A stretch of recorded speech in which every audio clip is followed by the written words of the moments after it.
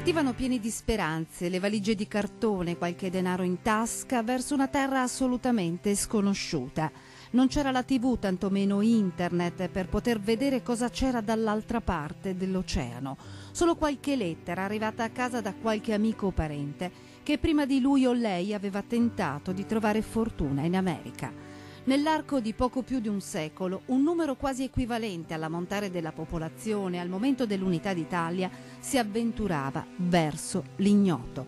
Si trattò di un esodo dei nostri emigranti che toccò tutte le regioni italiane. Dal Veneto tra il 1876 e il 1915 partirono quasi 2 milioni di persone. Ma l'Italia è stata anche terra promessa per chi fuggiva dalla miseria, dalle dittature o dal crollo dei regimi. Ora siamo di nuovo in fuga. I mezzi per raggiungere continenti diversi sono decisamente più comodi e veloci e grazie al web le possibilità di trovare un appoggio lavorativo a migliaia di chilometri quando si è ancora a casa sono decisamente maggiori. I nostri giovani dunque tornano a rivivere l'emigrazione dei primi del Novecento e lo fanno guarda caso proprio in quei paesi che avevano ospitato i loro trisavoli. Ad accoglierli, un po' come se fossero i loro nipoti, quei parenti di italiani che sono emigrati all'estero 100 anni prima. Telespettatori, ben ritrovati a Storie di Famiglia. L'avrete sicuramente intuito dalla nostra copertina montata dal collega Paolo Carrera. L'argomento che andremo a trattare questa sera attraverso le testimonianze che voi telespettatori accettate ogni settimana di portare in televisione è quello dell'emigrazione. Un fenomeno che nei primi anni del Novecento aveva interessato i nostri nonni e bisnonni e che ora sta riguardando, come abbiamo sentito, i nostri figli. Ebbene, lo faremo attraverso l'aiuto di Diane Gasman. Buonasera Diane. Buonasera Nelly. E di sua cugina Arianna Bernardi. Buonasera anche a Arianna. Diane è un emigrante però al contrario. Lei dall'America è venuta a vivere in Italia, ma il suo è stato un ritorno alle origini. I suoi nonni materni, classe 1886, nonno Umberto, e la nonna Ida, classe 1898, hanno vissuto a Bavaria di Nervesa della Battaglia in provincia di Treviso. E durante la Grande Guerra le famiglie decisero di cercare fortuna oltre oceano e sono partite. Sono partiti in momenti e modi diversi. Il destino ha voluto che si rincontrassero però a Kansas City e lì si sono innamorati, vero Diana? Certamente. Lì si sono innamorati, si sono sposati, hanno avuto 5 figli e tra questi anche Elda, la mamma di Diane.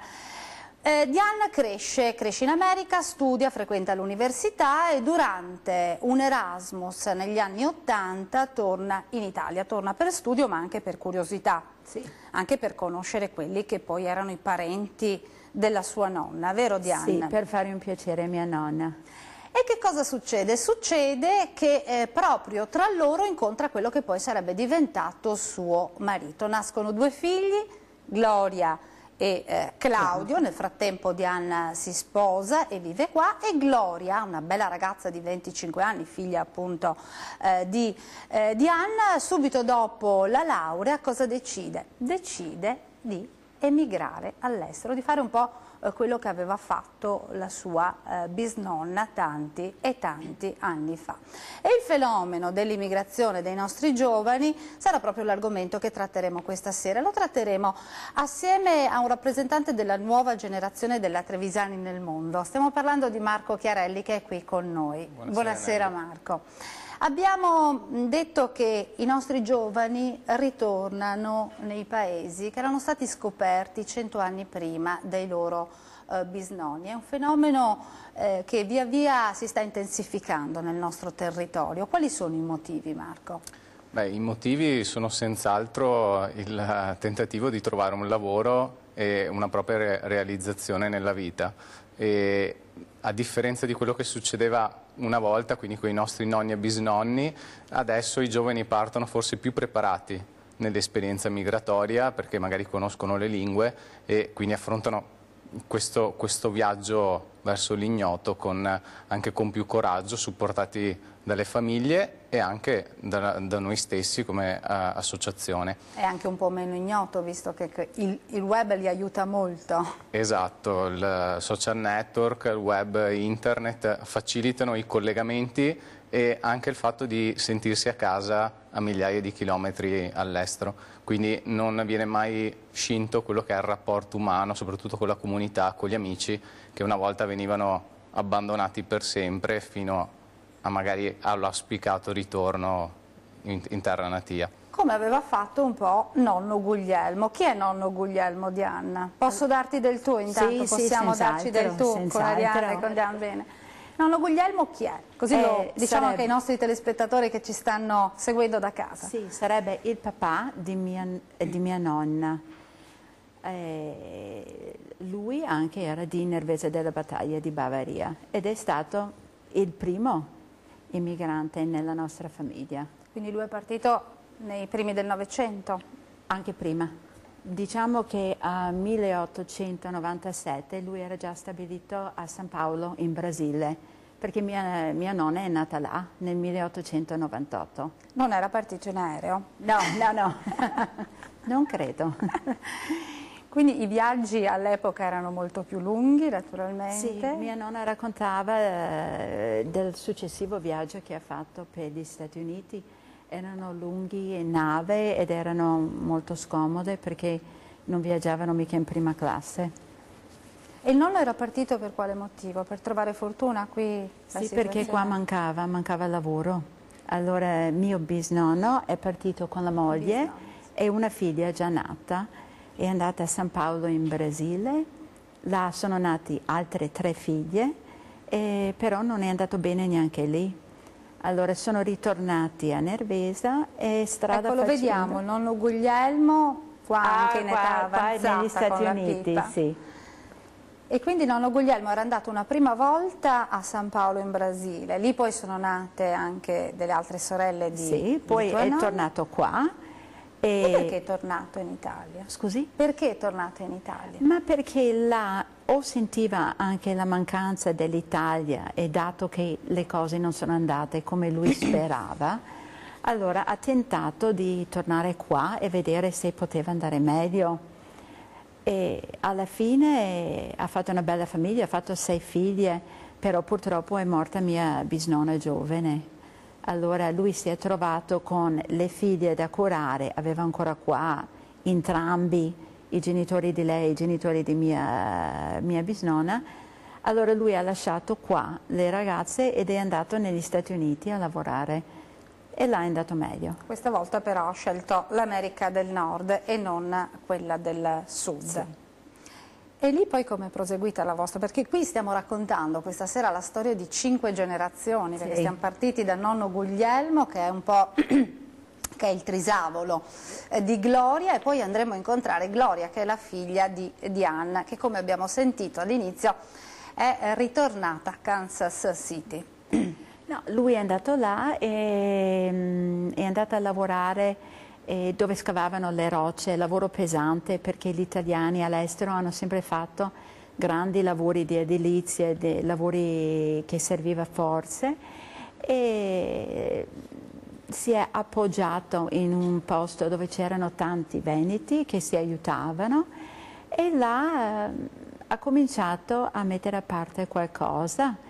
Dopo cosa è successo? Che durante la Grande Guerra l'Italia ha detto: chi ha parenti in qualche posto fuori dall'Italia, se vuole raggiungerli, noi paghiamo il trasporto. Allora le ragazze hanno fatto domanda e hanno avuto la possibilità tramite il governo di avere questo passaggio via nave. E quindi di andare in America del Nord a raggiungere papà. Dal papà Guglielmo. La nonna nel frattempo era diventata un'adolescente, una giovanotta qui in Italia. Sì, è partita da qua a 18 anni. E lei aveva trovato lavoro, lavorava la nonna all'epoca? Lei qua lavorava a Crocetta del Montello, dove che lavoravano le bacche di seta. Lei la chiamava stabilmente. Si dice canapificio. Ecco, lo stiamo vedendo dovrebbe essere così come quando andava mia nonna. E lei partiva con tante donne, tante ragazze di Nervesa Partivano il lunedì mattina presto, andavano su a piedi e là restavano tutta la settimana per il lavoro e dopo ritornavano venerdì sera. Loro andavano in trasferta, dove che noi adesso andiamo in 15 minuti di macchina. Quindi per fare 15 chilometri loro erano costretti a star via tutta la settimana. Tutta la settimana, ma contenti di aver trovato lavoro. E quindi la nonna però a un certo punto ha preso ed è andata dal bisnonno, è andata dal Tutte nonno 6 Guglielmo. sorelle sono partite insieme, sono rimaste molto unite. E dai racconti che poi hanno tramandato in famiglia, che cosa le ha confidato la nonna? Si era trovata bene all'inizio? Ma all'inizio lei raccontava una cosa che era simpatico, era quasi una barzelletta, perché ha detto che suo papà diceva a tutti che aveva 6 figlie, 6 belle figlie, e prometteva ogni figlia a un amico, a un conoscente, per una bottiglia di sgnappa, di grappa. Di grappa. Allora lei ha detto che quando è arrivata si sono trovate tutte quante fidanzate a varie persone. Però Il papà aveva già provveduto. già provveduto. In cambio però di una buona grappa italiana, evidentemente. E allora continueremo la storia di Diane Gassman e della sua famiglia, ma anche il racconto di Marco Chiarelli attraverso l'Associazione Trevisani nel Mondo, e sentiremo anche cosa è parso ad Arianna quando è arrivata questa cugina americana in Italia, subito dopo una breve pausa di pubblicità, tra poco.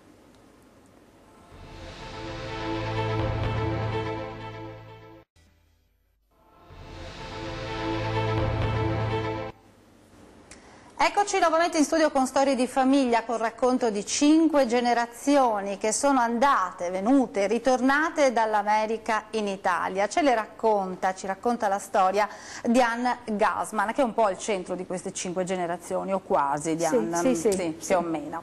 Eravamo al racconto di nonno Guglielmo, che si era ormai ben stabilito in America del Nord e ha accolto le sue figlie dall'Italia. Sì. Primi del Novecento. Sì, 1918. E qua stiamo parlando della nonna. Il nonno, nel frattempo, anche lui era partito da Nervesa della Battaglia e anche lui era andato a Kansas City. Lui era partito prima con uno dei suoi 3 fratelli. 2 dei suoi fratelli sono immigrati in Francia e lui e l'altro fratello Ernesto sono andati negli Stati Uniti a Kansas City e i 2 fratelli hanno sposato 2 sorelle. Quindi partiti tutti e 2 da Nervesa della Battaglia in momenti e in modi diversi, però si sono ritrovati a migliaia di chilometri di distanza, si sono innamorati e si sono sposati nel 1920. E si sono sposati, e quindi lì la famiglia italiana ha proseguito la propria vita. Sì. Il racconto della nonna di questi anni vissuti in America, com'è stato l'ambientarsi in un paese così lontano dalla propria casa? Ma mia nonna aveva sempre le sue sorelle di appoggio e all'epoca si appoggiavano tutti i veneti insieme e non parlava tanto inglese mia nonna e ha insegnato ai figli il dialetto. Mia mamma e i suoi fratelli hanno imparato l'inglese quando sono andati a scuola e mia nonna ha trovato lavoro là perché lei e le sue sorelle, avendo lavorato qua e sapevano lavorare uncinetto, a ferri, una era anche una grande sarta, era brava, tipica delle donne qua venete, e hanno sempre fatto qualcosa, hanno sempre lavorato, però la loro mansione era la famiglia e quella dei miei nonni è diventato grande, hanno avuto 5 figli.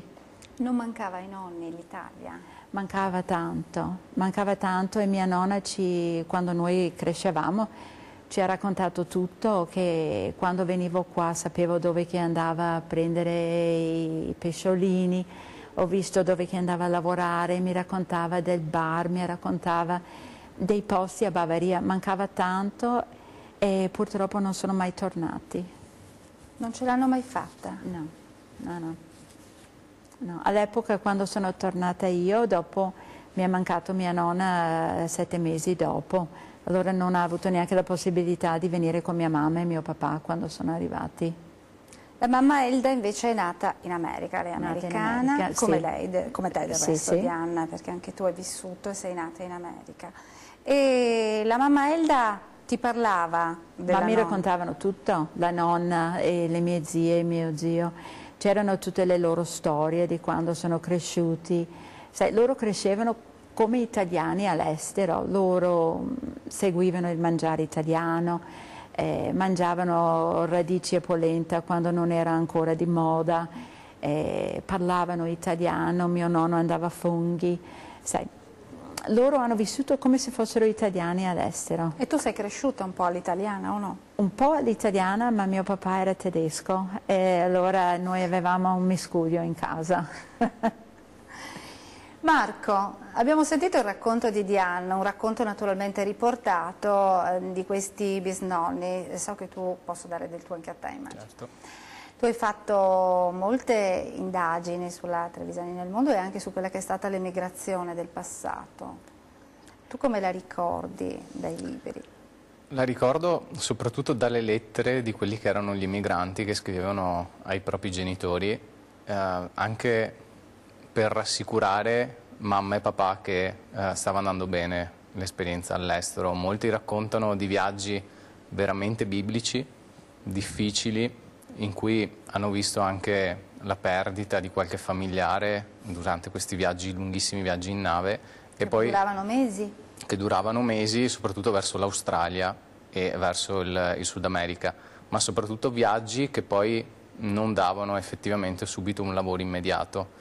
L'emigrazione italiana è iniziata dopo quella delle grandi altre potenze europee e quindi gli italiani in molti paesi sono arrivati per ultimi e hanno trovato delle condizioni più difficili rispetto a magari gli olandesi o ai tedeschi, come è successo in Brasile, dove i veneti sono arrivati e non hanno trovato nessun terreno pianeggiante e quindi si sono trasferiti a coltivare sopra agli altopiani, approfittando appunto di tutte quelle tecniche che avevano importato dal Veneto, dove i tedeschi e gli olandesi non sarebbero riusciti a produrre niente. Perché non le avevano imparate nel loro paese d'origine, gli i nostri italiani, veneti. Con un po' anche di ingegno e di molta fatica, sono riusciti a coltivarsi quel piccolo pezzo di terra e a avere quel sogno che era effettivamente la proprietà di qualcosa.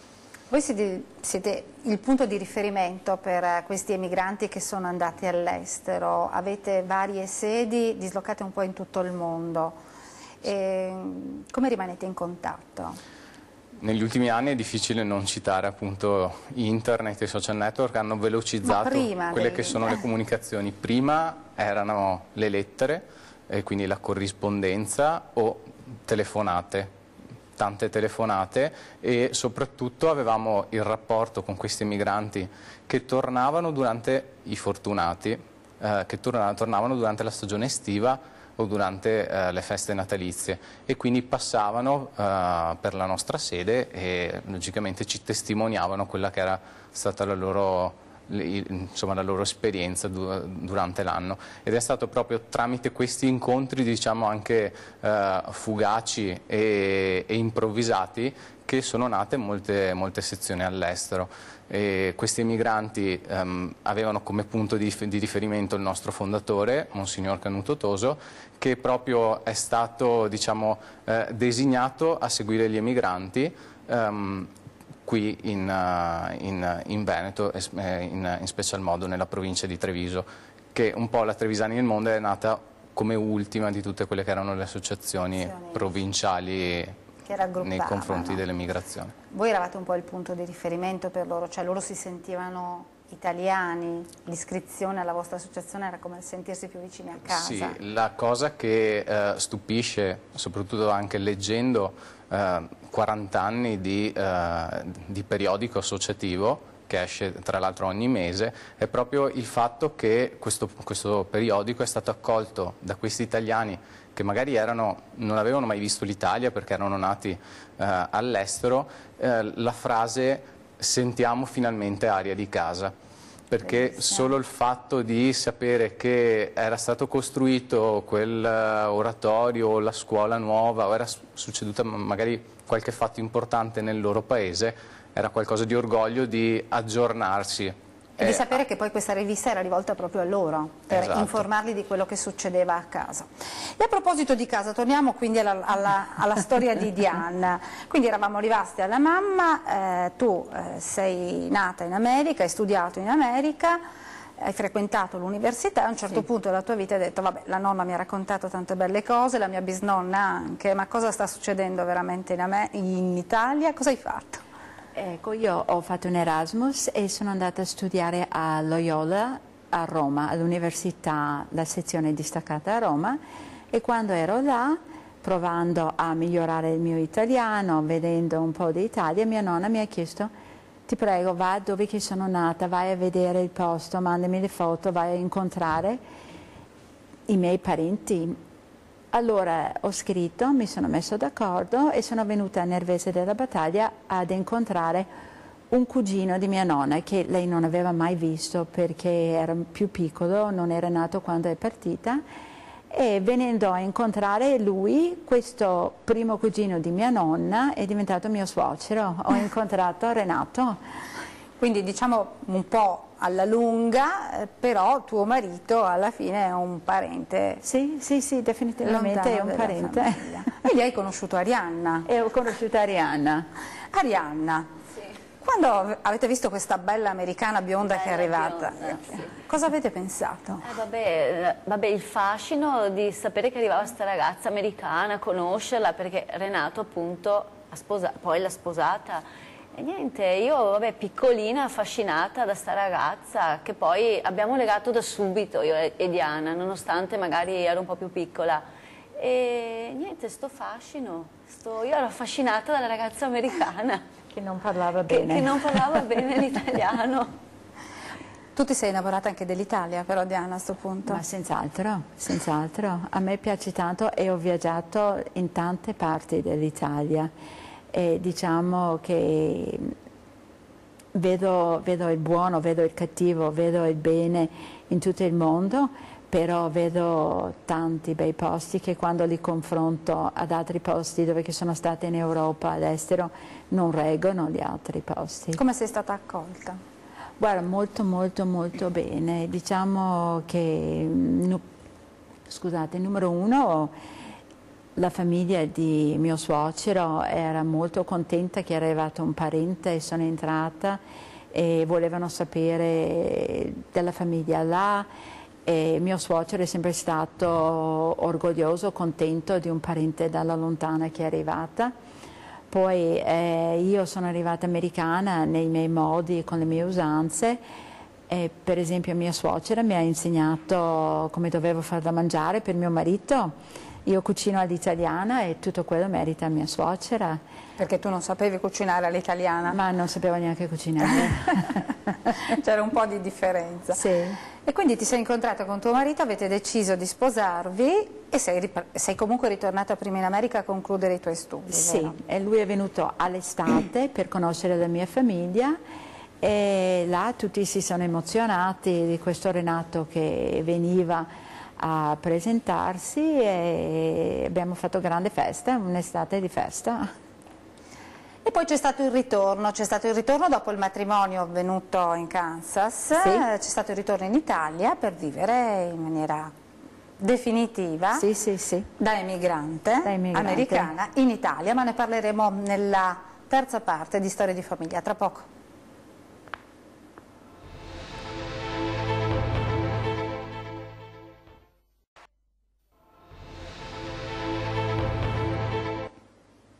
I nostri giovani che emigrano all'estero, un po' come hanno fatto 100 anni prima i loro trisnonni, ce lo racconta Diane assieme appunto a Marco e ad Arianna. Diane è questa emigrante al contrario, questa donna americana che è tornata in Italia, ha conosciuto suo marito e l'ha conosciuto per caso perché era venuta a incontrare i parenti della sua bisnonna. C'è una foto particolare che riguarda tuo marito, è una foto... Sì, è la foto di Renato da bambino. Ecco, ma è una foto che ha una storia tutta sua, perché come abbiamo detto tuo marito è un lontano parente della tua famiglia. Questa foto dov'era? È la foto fatta a Bavaria Nervese della Battaglia, di mio marito in braccio di sua mamma, con le sue due sorelle, la nonna materna e il suo papà. Allora, Bellissima questa foto, guarda, che ritrae molto bella. 3 generazioni con le vecchie nonne col fazzoletto nero, con queste sottane lunghe, Di una veramente volta. molto bella. E questa foto dov'era? Non era a Bavaria? No, questa foto l'ho portata io a Bavaria perché quando è arrivato Renato In America? in America A conoscere i tuoi quell'estate, genitori? sì, mia nonna è andata sotto scala, ha guardato le foto e è venuto fuori con questa foto in mano e ha detto a Renato: guarda, mi sembra che quello sei tu, che la tua zia, la sorella di mio suocero, l'aveva mandato a mia nonna perché restava in contatto, e lui ha confermato, ha detto sì, sono io e tutta la mia famiglia. Allora quella foto là è stata per 22 anni custodita dalla nonna, quindi c'era proprio questa voglia di prendere e di attaccarsi a qualsiasi cimelio che potesse poi ricordare le terre di origine. Sì.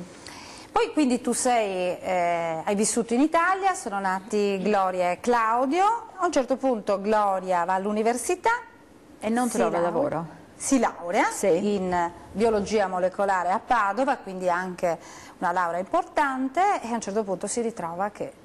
Difficoltà economica, la situazione che c'è il giorno d'oggi. Cosa fa Gloria? Decide. Decide di andare a casa negli Stati Uniti.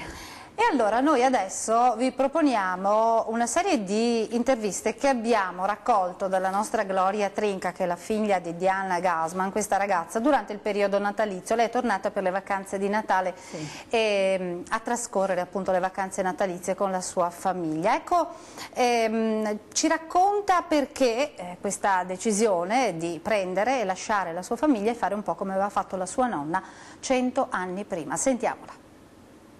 Ho studiato biologia molecolare, ho conseguito la laurea triennale e la laurea magistrale. Sono laureata nell'ottobre del 2013 e da lì ho iniziato a cercare lavoro come i miei coetanei, i miei compagni di corso. Purtroppo la situazione è un po' quella che è. Ho passato 6 mesi mandando curricula in giro tramite motori di ricerca, ho provato un po' di tutto, e le uniche poche opportunità offertemi erano stage, sicuramente possiamo dire un po' sottopagati e senza nessuna sicurezza d'assunzione.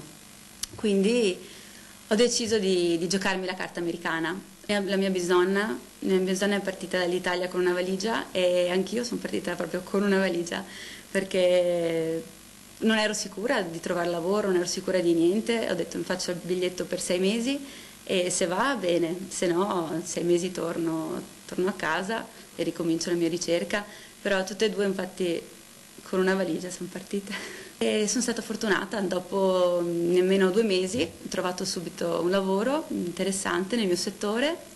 Faccio ricerca, una metavia tra ricerca e marketing per una ditta che si occupa di software per analisi biomediche. È un po' un'applicazione della mia laurea, non sono direttamente nei laboratori, però è bello anche vedere come si può applicare i propri studi anche in diversi settori, e bisogna un po' anche adattarsi a quello che viene. Stipendio base? Il stipendio base è buono, sicuramente superiore a quanto viene offerto a un neolaureato in Italia. Costo della vita? Bassissimo, benzina 1/5 di quanto paghiamo noi in Italia, la vita costa molto meno, il divertimento pure, si vive bene. Marco, abbiamo sentito Gloria, la figlia di Diana. Vale la pena veramente tentare di andare all'estero? Sono molti giovani che si rivolgono a voi per chiedere aiuto? Sicuramente sì, vale la pena di tentare all'estero a qualsiasi età e senza remore. Un consiglio che diamo sempre ai giovani che ci vengono a chiedere consiglio, anche a quelli che magari sono un po' titubanti nell'andare all'estero, è quello di partire con una motivazione. Come magari si vedeva dal video di Gloria, aveva una forte motivazione di riuscire in qualcosa in cui crede, e quindi oltre a questa motivazione c'era anche una dose di coraggio e per realizzare quelle che erano le sue doti, quelle che ha costruito durante la sua carriera di studi. E moltissimi giovani ci vengono a chiedere informazioni, altri non riusciamo a intercettarli perché al giorno d'oggi si parte comprando un biglietto aereo in internet e poi si va all'avventura tramite amici e conoscenti che magari sono già all'estero. È vero, Marco, che gli emigranti di 100 anni fa, meglio le generazioni successive a questi emigranti, accolgono ben volentieri questi ragazzi, o meglio, li accolgono meglio rispetto agli altri? Sì, un po' perché sentono che sono italiani e quindi già il sentire parlare italiano è un qualcosa che li unisce e li avvicina, ma poi anche perché molti ci confessano che come loro sono stati aiutati da persone gentili del posto o italiani già emigrati dove adesso vivono, si sentono un po' in debito anche verso le nuove generazioni e quindi si fonde questo legame di nazionalità e con le proprie radici che travalica un po' quelli che sono i confini nazionali. E un esempio, noi come associazione ce l'abbiamo nella sezione di Vancouver, che ogni anno organizza delle feste molto partecipate, dei picnic, addirittura quasi 800.000 persone di discendenti di italiani che tentano di mantenere questi rapporti, e in queste feste partecipano anche i giovani che sono attualmente all'estero. E ce lo conferma la stessa Gloria Trinca, che appunto da Kansas City continua a ribadirci che la voglia di essere italiano, la voglia di non dimenticare le proprie origini c'è anche lì, proprio a migliaia di chilometri dalla terra veneta. Sentiamola.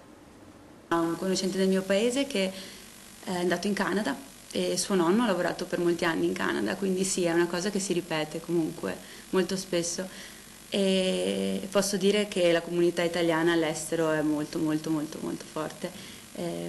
Infatti ho conosciuto tantissimi italiani lì e è bello vedere come in questi momenti un po' di difficoltà ci si unisca tutti quanti. È una cosa che mi è rimasta molto impressa. Una volta sono andata a una cena della comunità italiana lì a Kansas City, e un signore un po' anziano comunque che vive lì da molti anni ha detto: noi all'estero, noi italiani all'estero siamo quasi più italiani degli italiani in Italia, perché noi siamo orfani, è come se fossimo degli orfani in un certo senso, e quindi quando l'istinto a ricercare le proprie origini diventa paradossalmente molto più grande di quello che in realtà sentiresti se fossi a casa. Abbiamo sentito Gloria, tua figlia Diana, lei ci dice che c'è tanta voglia di ricordare le proprie origini, di sentirsi sempre italiani, un po' come ha fatto il tuo papà. C'è una foto bellissima che lo ritrae, eccolo, lo vediamo col cappello d'alpino, non ha il cappello da cowboy come in Kansas bisognerebbe indossare, vero? Lui si è affezionato con il cappello di alpino, con gli alpini, perché lui, non parlando italiano, andava al bar, si trovava con la gente quando era qua. Allora quando era qua, guarda, lui si piaceva moltissimo queste cose qua, però tenendolo di cura, sai, il cappellino. Certo, sì. E il suo cappello da cowboy invece lo indossa quando... Sì. Poi c'è un'altra bella foto di tuo zio, che però in Italia non c'è mai stato. No, mai stato. Nato e vissuto sempre negli Stati Uniti, però si considerava italiano. La foto di tuo zio adesso, ecco, la vediamo, con in mano il tricolore. È lui con tutto il suo orgoglio che dimostra la bandiera italiana a Renato tanti anni fa, come se Renato non l'avesse mai visto. Lui contento quindi di essere italiano. Questo orgoglioso, molto. Orgoglioso. Molto. Marco, ci confermi? Confermo assolutamente. Che c'è questo orgoglio anche da parte di gente che ha solamente le origini italiane ma che in Italia magari non c'è mai stato, un po' come lo zio di Diana. Lo sentono tantissimo, il fatto anche di regalare quando vengono in visita una bandiera o italiana o comunque della regione Veneto, per loro è un fatto proprio inspiegabile. L'appendono fuori casa, si sentono orgogliosi di mostrare che loro appartengono anche alla lontana a questa comunità. E continuiamo con il racconto che ci fa la nostra Gloria, questa nostra Gloria che lei lo dice apertamente: io sono stata fortunata, ho trovato quando sono andata all'estero, quando sono emigrata all'estero, la famiglia dei miei bisnonni, ma ci sono altri ragazzi invece un po' più sfortunati di me che vanno un po' allo sbaraglio, però gli italiani, vero Marco, me lo confermi, non si danno per vinti e non hanno paura di niente. Sentiamo quindi il racconto di Gloria Trinca. Avendo famiglia lì e comunque ogni anno, andando lì ogni anno, sapevo cosa mi aspettava, possiamo dire. e mi ritengo molto fortunata infatti per questo, perché ho tantissimi amici che invece sono andati allo sbaraglio, a Londra, Germania, Parigi, chi anche addirittura in Australia, e loro sì, sicuramente li stimo molto perché quella è proprio un'incognita. Io ho avuto questa fortuna della famiglia e quindi mi sento fortunata. Hai chiamato in causa questi tuoi amici che dall'Italia sono partiti per cercare, tra virgolette, fortuna all'estero. Allora com'è andata? Sei rimasta in contatto? Sì, sono in contatto con tutti, si trovano bene, però si trovano bene, ovviamente hanno delle difficoltà che io fortunatamente non ho dovuto affrontare. Mi sento fortunata perché ho il mio posto dove vivere, loro devono condividere appartamenti, stanzette con sconosciuti, eppure lo fanno, sono contenti e riconoscenti oppure delle opportunità che trovano all'estero, sicuramente. E il racconto di altri giovani che hanno trovato delle grandi opportunità sia di studio che di lavoro all'estero lo ascolteremo subito dopo una breve pausa di pubblicità, tra poco.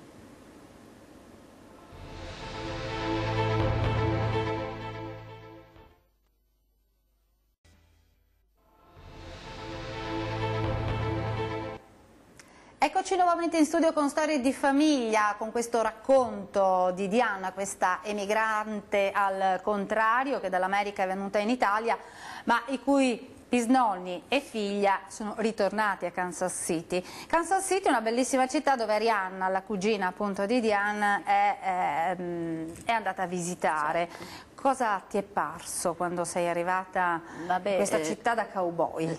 La prima cosa assolutamente l'immensità di questa America, di questo posto, e poi l'accoglienza che ho ricevuto dalla famiglia di Diana, dai genitori, dal fratello, dagli zii, soprattutto dai genitori comunque felici di avermi lì, italiana, lì in America, che un po' portavo le loro origini, e poi un ricordo proprio forte della mamma di Diana che parlava l'italiano, ma non l'italiano, dialetto, proprio il dialetto stretto, proprio quello di una volta. E niente, vedere sta differenza. Tu ci sei stata solo per turismo, quindi per un mesetto? Un mesetto e mezzo anche. Ci saresti rimasta a vivere? Sì, magari anche sì, perché comunque ero affascinata da questo luogo, da questa gente, dall'accoglienza che mi avevano dato.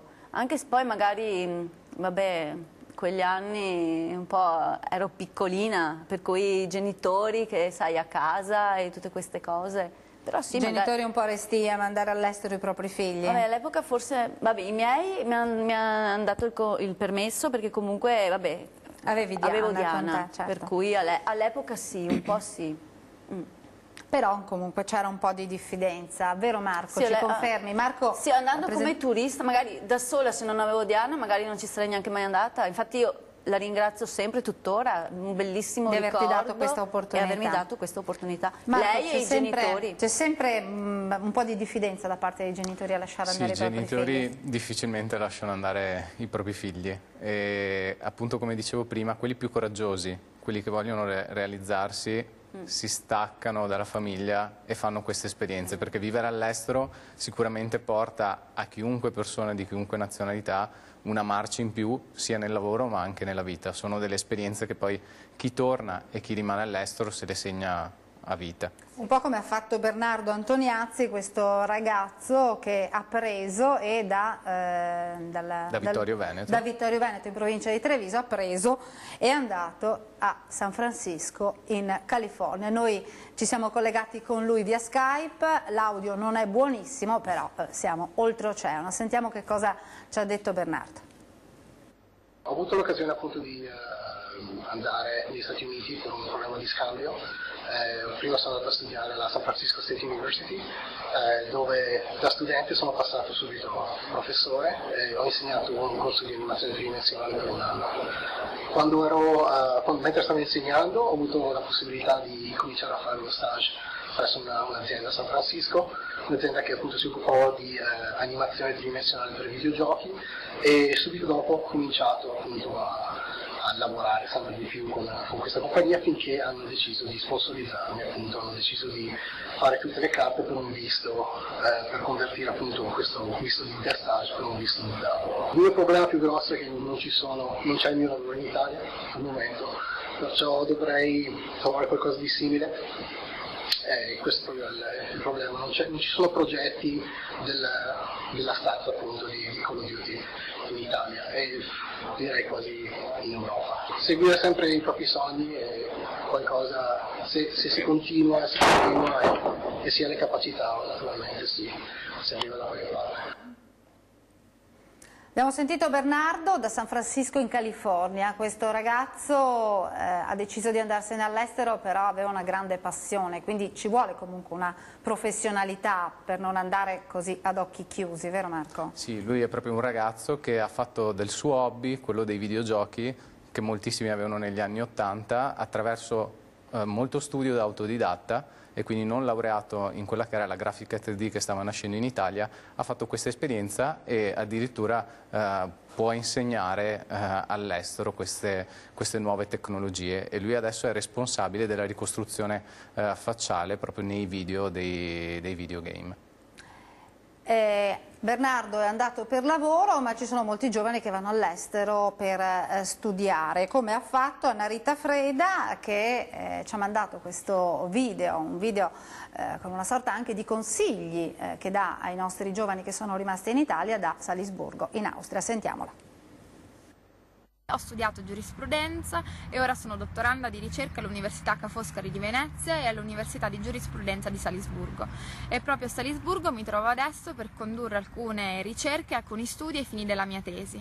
Qui a Salisburgo sono stati molto accoglienti, all'università ho trovato un ottimo clima per lavorare, è un ambiente dove ci sono ragazzi provenienti da tutte le parti d'Europa ed è molto stimolante. Gli abitanti della città sono altrettanto accoglienti, anche per esempio la mia padrona di casa è gentilissima. Ci sono altri ragazzi italiani con cui condivido questa esperienza, alcuni sono dottorandi come me, altri sono i giovani ricercatori e tutti quanti sono concordi con me nel ritenere questa città veramente un posto splendido dove vivere.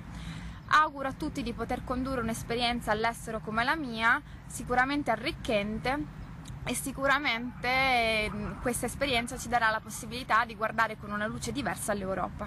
Ciao a tutti!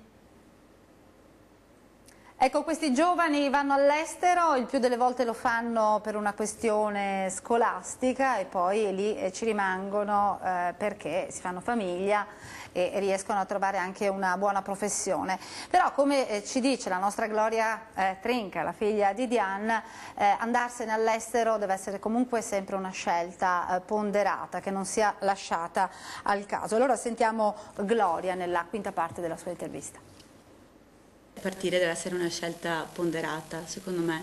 È importante già prima di partire crearsi dei punti di riferimento e sapere che comunque c'è una grande comunità anche di italiani dovunque vai, ma affidarsi all'ambasciata per qualsiasi cosa e non partire proprio allo sbaraglio.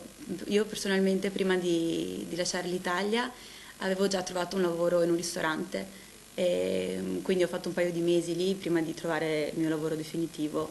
Quindi sì, il consiglio appunto di informarsi bene e crearsi per quanto possibile, avere dei punti di riferimento. Sarebbe meglio andare via con qualcosa in tasca, quello è poco ma sicuro. Ecco, abbiamo sentito Gloria, la figlia di Diane. Ti manca Gloria in questo momento? Tantissimo, ma sono felice per lei. Cosa ti auguri per tua figlia? Di tornare in Italia dalla mamma, ma di fare una bella esperienza, di aggiungere qualcosa di buono sul curriculum e di fare quello che lei si sente di fare. Bene, noi ringraziamo quindi Diane Gassman, la cugina Arianna Bernardi, Ringraziamo il nostro Marco Chiarelli della nuova generazione dell'Associazione Trevisani nel Mondo, e Storia di Famiglia si conclude qua, ma voi rimanete sintonizzati sulla nostra emittente, perché tra brevissimo, tra pochissimi minuti, subito dopo la barra pubblicitaria, parte un nuovo programma sulla nostra emittente a proposito di giovani che hanno girato il mondo. È condotto da Gloria Aura Bortolini, una giovane ragazza, bella ragazza, che conosci anche tu, Marco, vero? Sì, esatto, e ne siamo orgogliosi che venga dopo.